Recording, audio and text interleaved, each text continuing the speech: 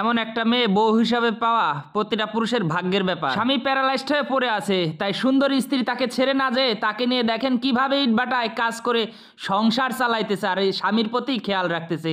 আর ইটভাটার ছেলে এসে সেই মহাজন দেখেন সেই সুন্দর স্ত্রীর প্রতি কুনজর দিচ্ছে। যখন এই স্ত্রী কাজ করতেছে ইটভাটায় তখন দেখেন তার হাত স্পর্শ করে ইট নেড়ে চেড়ে দেখছে, তাকে খারাপ ইঙ্গিত দিচ্ছে। কিন্তু ভালো মেয়েটি পাত্তা না দিয়ে তাকে কিভাবে চলে গেল। দেখেন এভাবে এখানে কাজ করার সময় তার গলার মালাটা ছিঁড়ে পড়ে গেল।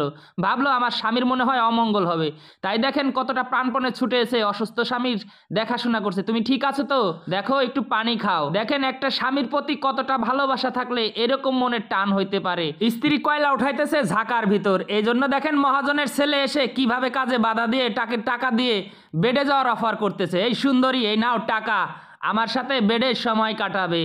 তখন স্ত্রী কল্পনা করতে লাগলো আমার স্বামী যখন ভালো ছিল আমাকে কত সেবা যত্ন করছে, কত আদর করে খাওয়াইছে, কতটা কেয়ারফুল রাখছে, আর দেখেন কত ভালোবেসে তাকে কাপড় পরাই দিছে। আর আমি সেই স্বামীর সাথে অসুস্থতা দেখে বেইমানি করব? কখনোই না। তখন টাকা মুখে ছুঁড়ে মারলো। ভিডিওটা দেখে ভালো লাগলে শেয়ার করে দিবেন।